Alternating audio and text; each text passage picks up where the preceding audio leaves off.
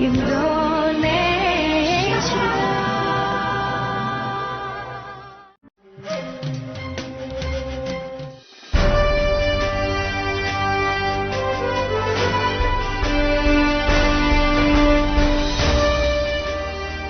Sesaat lagi Anda akan menyaksikan Weekly Press Briefing yang diselenggarakan oleh Biro Komunikasi Kementerian Pariwisata dan Ekonomi Kreatif, Badan Pariwisata dan Ekonomi Kreatif Republik Indonesia.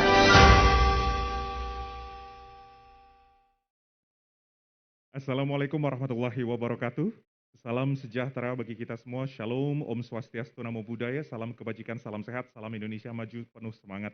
Selamat siang, selamat datang dalam acara Weekly Press Briefing yang kembali digelar oleh Kementerian Pariwisata dan Ekonomi Kreatif, Badan Pariwisata dan Ekonomi Kreatif Republik Indonesia di hari Senin 3 Januari 2022 pada siang hari ini. Dan Bapak Ibu hari ini sekalian telah hadir bersama kita seperti biasanya narasumber kita, Bapak Menteri Pariwisata dan Ekonomi Kreatif Republik Indonesia, Bapak Sandiaga Salahuddin Uno. Dan selamat siang Pak Menteri. Selamat siang, Happy New Year. Happy New Year Bapak Menteri. Selamat tahun baru untuk Mas Hanif. Apa kabarnya Mas Hanif? Luar biasa Pak Menteri. Luar biasa. Semoga Bapak luar biasa juga hari ini. Mudah-mudahan karena permintaan dan harapan dari teman-teman Weekly Press Briefing, Hanif kembali lagi di tahun 2022 akan memandu kita. Back by popular request. Oke, baik Bapak Menteri, selain kita menyapa Bapak Menteri yang telah hadir secara offline kali ini, kami juga ingin menyapa seluruh Bapak Ibu pejabat eselon 1 dan 2 yang hadir secara offline kali ini dan tentunya rekan-rekan media yang telah hadir baik secara offline dan online kali ini. Dan sebelumnya karena ini tahun baru, saya ingin memberikan pantun untuk rekan-rekan media Pak Menteri. Dan tentunya pantun Bapak tahun baru judulnya ya. Iya, tapi ini pantun yang biasa aja. Yang luar biasa pantunnya Bapak nanti. Oke. Akhir pekan ke pasar baru. Cakep. Sempatkan sejenak membeli baju. Cakep. Rekan-rekan media, selamat tahun baru. Cakep. Mari dukung Parekraf agar makin melesat maju. Bapak Menteri, disilakan untuk memberikan pantun. Jalan-jalan dari Kuta ke Nusa Dua. Cakep. Ketemu Mbak Dewi sambil menikmati pemandangannya. Cakep. Rekan-rekan media, selamat tahun baru 2022. Cakep. Kami di Birokom berharap sektor parekraf semakin jaya. Yeay. Pantunnya udah, atau ada tambahan lagi pantun? Ada, pergi ke kantor di hari Senin. Cakep. Harus semangat untuk bekerja. Cakep. Terapkan protokol kesehatan secara disiplin. Cakep. Agar liburan aman dan nyaman di Indonesia. Yeay. Weekly Press Briefing yang pertama tahun ini di tanggal 3 Januari 2022. Baik, terima kasih Bapak Menteri. Jika tadi rekan-rekan sudah menyimak bersama, Bapak Menteri menyampaikan ada 2 isu strategis, yakni 1 evaluasi protokol kesehatan saat libur Nataru di tempat wisata atau destinasi wisata, dan juga Bapak Menteri menyampaikan prediksi peningkatan di sektor parekraf saat libur Nataru. Mungkin kita langsung akan membuka sesi tanya jawab dengan rekan-rekan media yang sudah hadir secara online maupun offline kali ini. Kita akan sapa untuk rekan-rekan yang telah hadir secara online terlebih dahulu, seperti layaknya Weekly Press Briefing yang telah dilaksanakan di tahun lalu. Kami mengundang rekan-rekan yang hadir secara online untuk raise hand, kemudian sampaikan nama, asal media, dan brief question untuk Bapak Menteri karena kita harus berbagi waktu dengan rekan-rekan yang lainnya. Disilakan. Ya, sembari menunggu rekan-rekan, ada beberapa poin yang bisa kita sampaikan. Kita menunggu raise hand dari rekan-rekan baik yang offline dan online, bahwa momen Nataru ini ternyata juga momen yang sekarang melakukan transformasi karena masyarakat ini melakukan perubahan secara signifikan dalam mereka berkegiatan, terutama berkegiatan ekonomi. Dan disinilah kami mengapresiasi bahwa kita di tengah-tengah pandemi ini mampu melakukan inovasi, adaptasi, dan kolaborasi. Bagaimana protokol kesehatan, penggunaan dari fitur Peduli Lindungi, bagaimana destinasi wisata seperti Ancol dan Ragunan melakukan pre-registrasi. Bagaimana kita melihat provinsi-provinsi yang sudah baik dalam menerapkan protokol kesehatan, yang paling atas Kalimantan Utara, Maluku, dan Kepulauan Riau. Dan untuk yang menghindari kerumunan itu Sulawesi Tengah, Kalimantan Utara, dan Kepulauan Riau. Ini memberikan satu optimisme, semangat kita bahwa ternyata apa yang kita serukan selama 1 tahun terakhir ini sudah mulai bisa dipatuhi secara ketat dan disiplin. Dan ini adalah penerapan ekonomi era baru, di mana kita pastikan ketaatan kita menggunakan aplikasi teknologi, dan saya mengimbau seluruh masyarakat silakan berkegiatan pariwisata tapi dengan penuh tanggung jawab. Dan saya juga ingatkan masyarakat untuk tidak berpergian ke luar negeri di masa liburan ini, apalagi kita lihat angka Omikron ini terus meningkat melewati batas-batas threshold saat Delta tahun 2021. Jadi mari kita gunakan kesempatan ini juga untuk tetap di Indonesia saja. Jika ingin berwisata, banyak destinasi yang sudah menawarkan protokol kesehatan yang ketat dan disiplin yang saya pantau sendiri, seperti di Jakarta maupun di wilayah Indonesia lainnya. Dan beberapa destinasi unggulan di Jakarta, misalnya Taman Impian Jaya Ancol, 18.000 sudah tembus, dan ternyata ini dilakukan dengan protokol yang sangat baik. Juga Taman Mini Indonesia Indah melaporkan 14.000 pengunjung di hari Minggu dan 15.700 di hari Minggu tahun lalunya. Berarti ada peningkatan sekitar 1.000-1.500 pengunjung. Juga kita lihat peningkatan di Taman Marga Satwa Ragunan. Bali juga mengalami peningkatan, dan tentunya juga ada beberapa berita yang baik, seperti di saat akhir pekan Natal kemarin ada 1.000 wisatawan yang berkunjung ke Nusa Penida.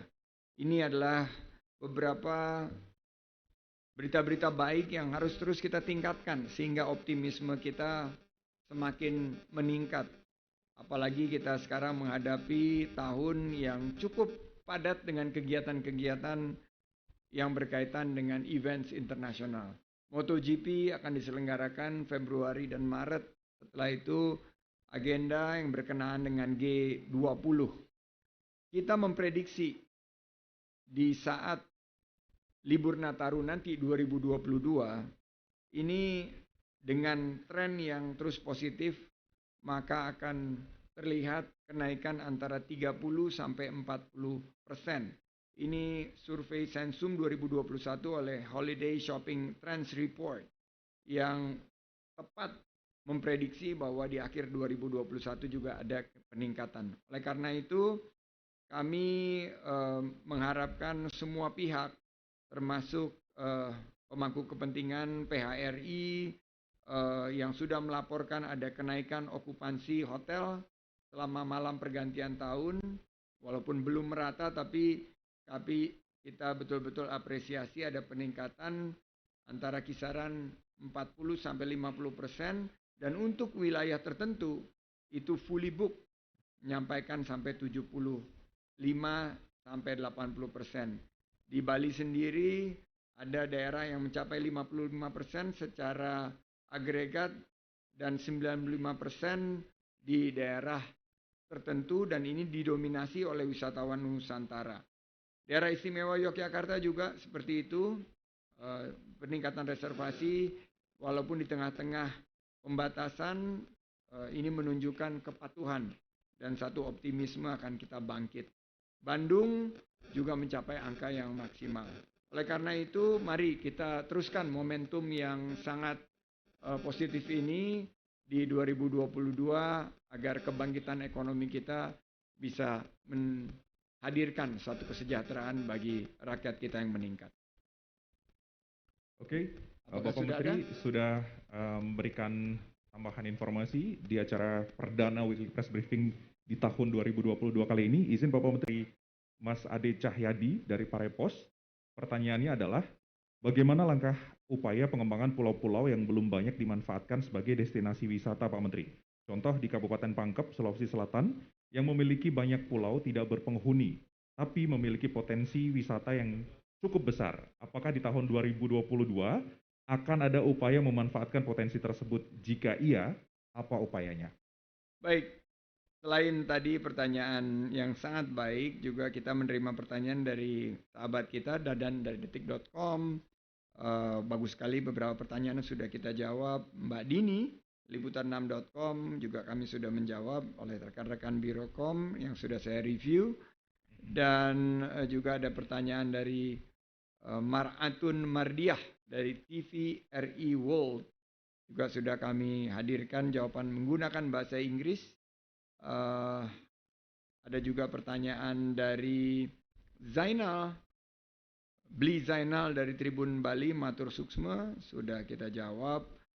Mas Dennis dari Tribun News juga sudah kami jawab pertanyaannya secara detail. Mbak Anisha, merdeka.com, we've answered your questions. Juga beberapa pertanyaan yang sudah kita akan kirimkan juga kepada teman-teman lain.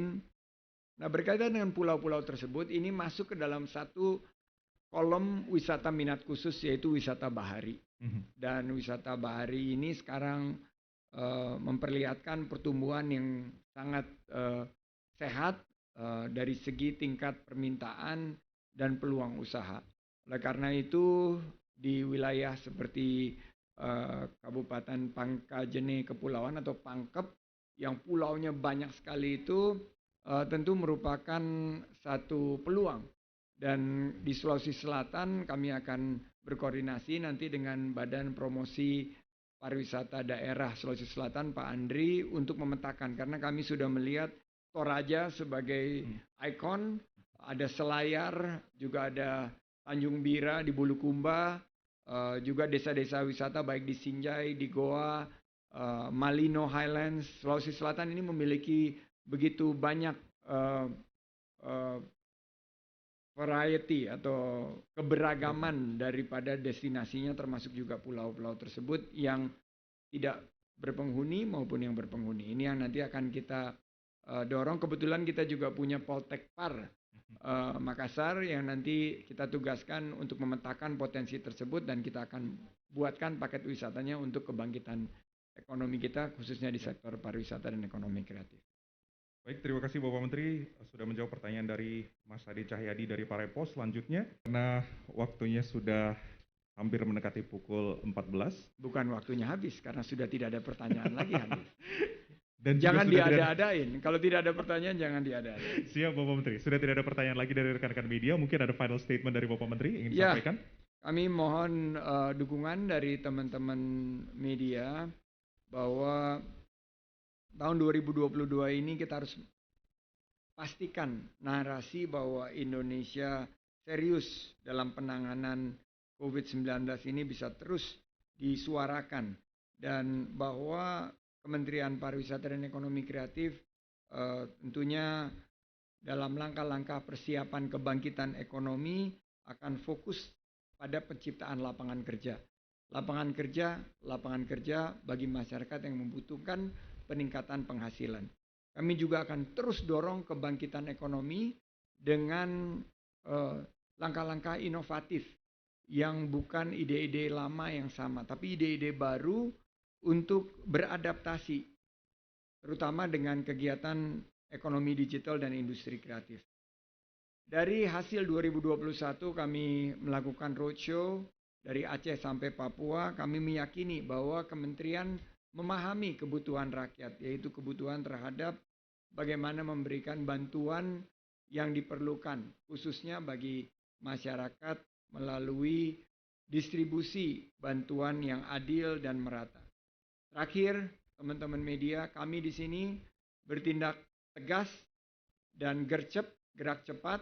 Semua pertanyaan kami jawab, tidak ada yang tidak terjawab, dan tentunya ini kita apresiasi karena tantangan sudah ada di depan mata.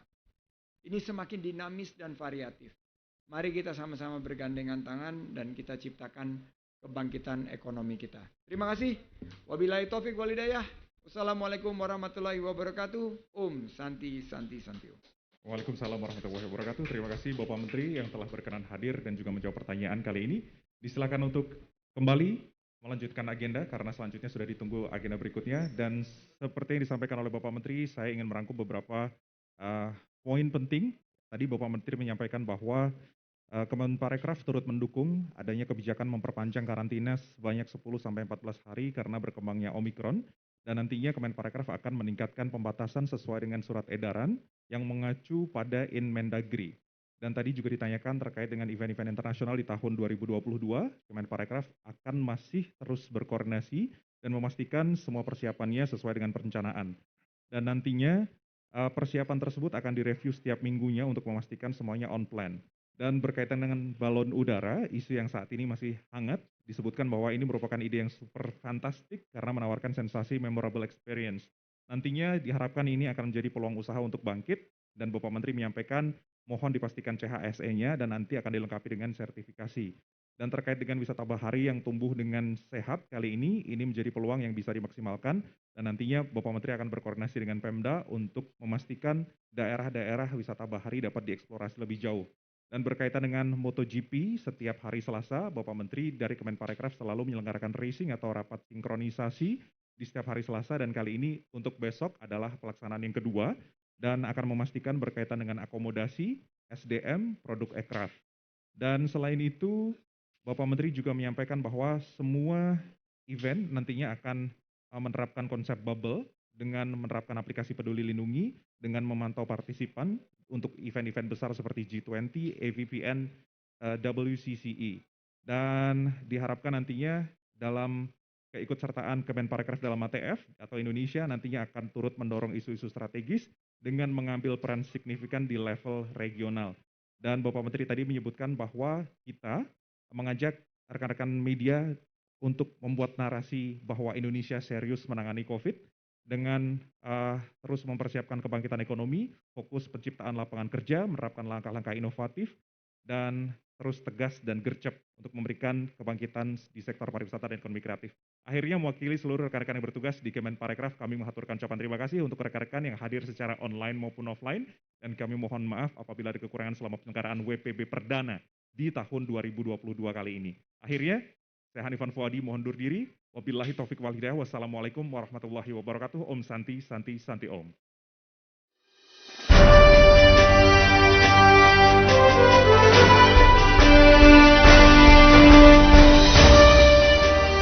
Terima kasih Anda telah mengikuti Weekly Press Briefing yang diselenggarakan oleh Biro Komunikasi Kementerian Pariwisata dan Ekonomi Kreatif, Badan Pariwisata dan Ekonomi Kreatif Republik Indonesia.